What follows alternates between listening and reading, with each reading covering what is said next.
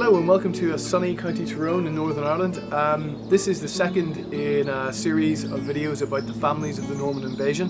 The first one was about the Barry family who settled in County Cork after coming across from Wales, and this one is about the extremely famous O'Briens of Thomond, modern County Clare. So if you are interested in that, hopefully we'll just get started and see where it takes us. Cheers! So my name is Ruadh Butler. I write novels about the Norman invasion of Ireland in the 12th century. They are pretty good and are published and are out there wherever you get your books. The first one, SWORDLAND, deals with the events of 1169. These two with the events of 1170 leading up to the conquest of Waterford, then held by the Vikings. Now the O'Brien family weren't directly involved, but by gum would they be later. So if you're interested in these books, please do find them. They should be available from Amazon or wherever you buy your books. Cheers!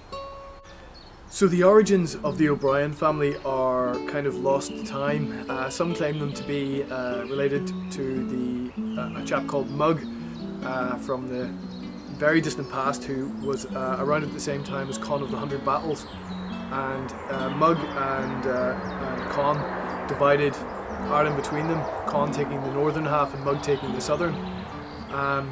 Mug's three sons included a man called Cormac Cass, who was, in O'Brien family history, the founder of their family. Now that's only one explanation for where the O'Briens came from, and probably was to try and link them to this really noble lineage of descended from Mug and Oliam Olum.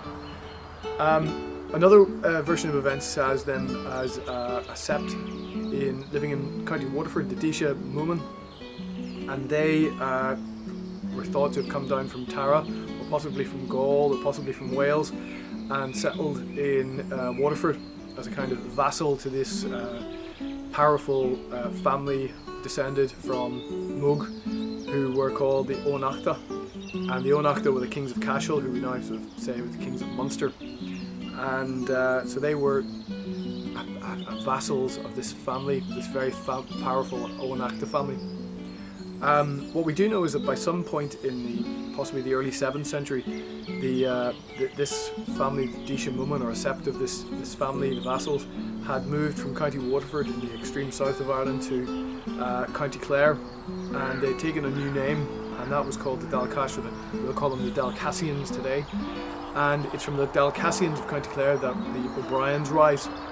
So over the ensuing centuries, from the 7th century up to the 10th, the Dalcassians went off and formed various little families of their own. So from this branch of the family we had the O'Grady's, from this branch of the family we had the O'Dees, the O'Heffernans, and various other families were founded. The ruling sept of the Dalcassians were situated sort of on the Shannon around Killaloe, and they were headed in around 934 by a chap called Kennedy MacLorcan. And Kennedy was father to at least 12 sons, but he himself was pretty successful in his own lifetime as well. He campaigned against the Vikings of Limerick, who had come into Ireland at the start of the 9th century, and was variously pretty successful. So Kennedy MacLorcan, he did what all Gaelic kings did in those days in the 10th century. He raided his neighbours' lands, he took tribute, normally in the form of cattle.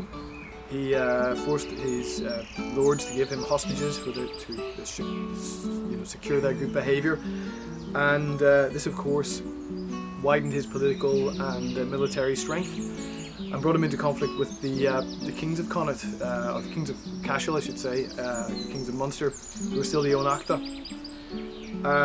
He also was still in conflict with the Vikings of Limerick, and they may have been behind his death in 951. Kennedy was succeeded that year by his eldest surviving son, Lachna, and he unfortunately didn't survive much longer. He only survived 2 more years, when another son, Mahan, came to the throne of the Dalcassians and took leadership of the Dalcassians. He was an extremely successful man. He was able to burn Limerick to the ground. He defeated the Limerick Vikings at the Battle of Sulcott, and was able to even become King of Munster. He became so powerful that he was able to take Cashel and was recognised as King of Munster. I think the first non-Ormachta King of Munster to that date. So as King of Munster, this is in the 970s, Mahon was extremely successful. Unfortunately, he fell in battle in 976 to another I think relatively minor chieftain of the Ormachta dynasty, and unfortunately that meant that his last remaining brother, the last remaining son of Kennedy MacLorcan, was a rather young but extremely talented man called Brien.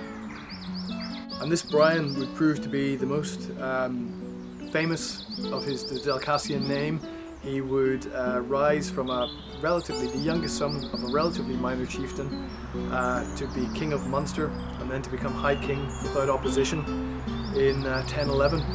And he would be the man who would give his famous name to his descendants, the O'Briens. And I think he deserves a video all of his own. So that's the end of the first video. It's a slightly shorter one. The next one will be all about our famous friend Brien and Beru, who gives his name to all the descendants of the O'Brien family. So please hit subscribe, like, share, and we'll see you in a little while with the next part of the O'Brien family story.